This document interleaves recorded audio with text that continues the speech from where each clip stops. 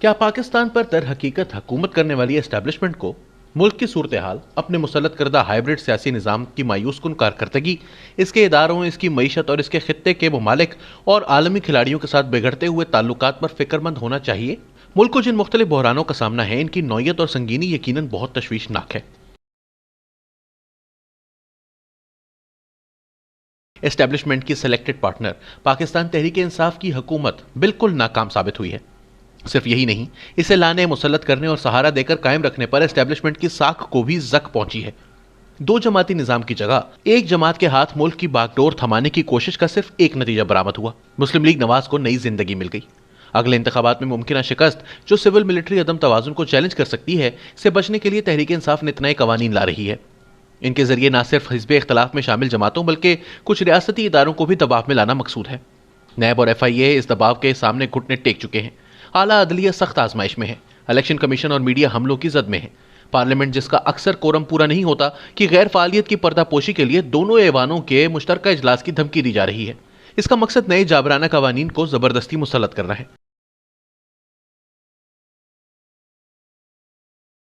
तसब्सुब, जुज़ वक्ती इक़दामात, एक कदम आगे दो कदम पीछे और अबहामज़दा पॉलिसियों के नतीजे में गैर यकीनीपन की फिजा गहरी हो चुकी है।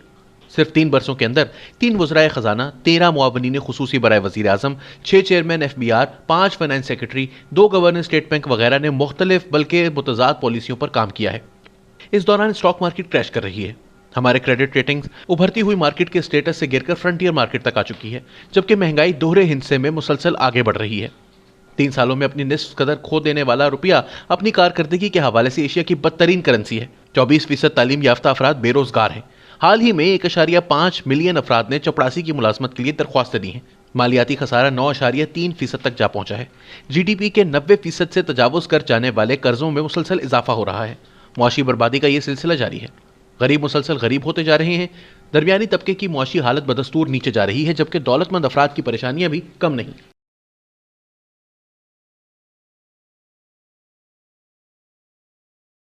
आलमी बरादरी जिसकी क़यादत अमरीका और यूरोपीय यूनियन के पास है और जिसके साथ पाकिस्तान के ज़्यादातर तजारती रवाबित हैं, के साथ हमारे ताल्लुकात इस वक्त इंतहाई ख़राब हैं। यूरोपीय यूनियन के दिए गए GSP+ स्टेटस की बदौलत हमारी ज़्यादातर बरामदात को सहारा मिल जाता था, लेकिन अब यूरोपीय यूनियन इसे वापस देने की धमकी दे रही है। दूसरी तरफ अमरीका इमदाद फराहम करने वाले इदारों जैसा कि IMF, वर्ल्ड बैंक, एशियाई तरक्याती बैंक वगैरह को कंट्रोल करता है। हम कर्जे और माली इमदाद के लिए इन इदारों पर इन्हिसार करते हैं। अब सूरत हाल इस नहज तक पहुंच चुकी कि वहां पाकिस्तान पर मुआशी पाबंदियां आयद करने की बातें हो रही हैं। इसकी वजह पाकिस्तान की वो दोहरी पॉलिसियां बताई जाती हैं जो अमरीका की अफगानिस्तान में शिकस्त का बाइस बनी। हमारे सऊदी अरब और खलीजी रियासतों के ताल्लुकात में भी बेहतरी नहीं आई। इन ताल्लुकात को इमरान खान की सर्द मोहरी ने शदीद जक पहुंचाई थी। इंडिया के साथ ताल्लुकात कभी इतने खराब नहीं रहे थे जितने अब हैं। हालांकि हमारा मफाद इसमें था कि ये ताल्लुकात मामूल पर आते। खतरनाक बात यह है कि अफगानिस्तान में हालिया दिनों में तालिबान का इक़्तिदार पर काबिज होना हमारे लिए तमानियत बख्श होना चाहिए था, लेकिन इसकी वजह से हमारी तशवीश में कई गुना इजाफा हुआ है। हमारी मगरबी सरहदों पर दोस्त हुकूमत, वस्ती एशियाई रियासतों की तरफ खुलने वाली इक़्तिसादी राहदारी, मादनियात और तवानाई के लिए पाइपलाइन की तामीर जैसे इम्कानात तेजी से मादूम होते जा रहे हैं। अफगानिस्तान में दाखिली तौर पर दहशतगर्दी के परवान चढ़ने से एक और गैर मुल्की मुदाखलत के खदशात बढ़ रहे हैं। बढ़ते हुए इन बहरानों की संगीनी उस वक्त दो चंद हो जाती है जब हम देखते हैं कि एस्टेब्लिशमेंट के पॉलिसी साजों और हुकूमत की तरजीहात क्या हैं। अव्वलुल ज़िक्र की तवज्जो मुद्दत मुलाजमत, तरक्की, तकर्रुरी और तबादलों पर मरकूज है, तो सानियो ज़िक्र हिज़्ब इख्तलाफ को तबाह करने, मीडिया को कंट्रोल करने, अदलिया को बंदोबस्त करने और अगले आम इंतखाबात में धांधली पर तुली है। आज़ादी के बाद 70 बरसों के दौरान पाकिस्तान बारहा किसी न किसी दोराहे पर पहुंचा, लेकिन वो रास्ता इख्तियार करने में नाकाम रहा जिस पर चलकर कौमी तामीर और मुआशी इस्तेहकाम की मंजिल आ सकती थी। 1958 में एस्टेब्लिशमेंट ने आईनी जमहूरियत की बजाय मार्शल लॉ लगा दिया, जिसकी हमें भयानक कीमत चुकाना पड़ी। इसके नतीजे में मुल्क दो लख्त हो गया। 1977 में एस्टेब्लिशमेंट ने एक बार फिर मार्शल लॉ लगा दिया। इस दौरान सोवियत यूनियन के खिलाफ नाम नेहाद जिहाद किया गया। इसके नतीजे में जंगजू फिरका वारियत ने मुल्क को लहू लहान कर दिया। 1999 में एस्टेब्लिशमेंट ने मुल्क पर कब्जा करके तालिबान को अपने तवीलुल मुद्दत इत्तहादी के तौर पर पनाह दी। इसका सिला कुछ यूं मिला कि तहरीक तालिबान पाकिस्तान ने 50,000 से जायद पाकिस्तानियों की जान ली। ये अलकायदा और दाइश खुरासान के साथ मिलकर पाकिस्तान को आज कहीं बड़े नुकसान से दोचार करने का तहैया किए हुए हैं।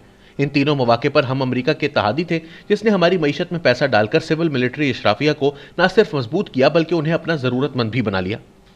आज एक मरतबा फिर हम दोराहे पर खड़े हैं, लेकिन इस मरतबा हमारे सामने माजी की तरह अमरीकी इमदाद का रातिब नहीं बल्कि मुआशी पाबंदियों और आलमी तन्हाई की धमकियां हैं, जबकि मुल्क संगीन मुआशी, सियासी, आईनी और इदारा जाती बहरानों की जद में है।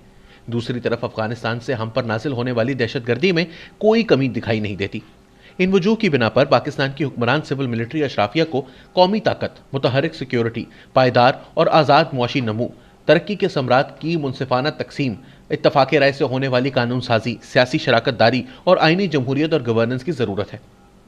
معاشی طور پر کمزور، سیاسی طور پر منقسم اور آئینی طور پر نحیف و ناتواں قوم ناکام ریاست اور عالمی شکاریوں کا لقمہ بننے کے خطرے سے دوچار ہوتی ہے۔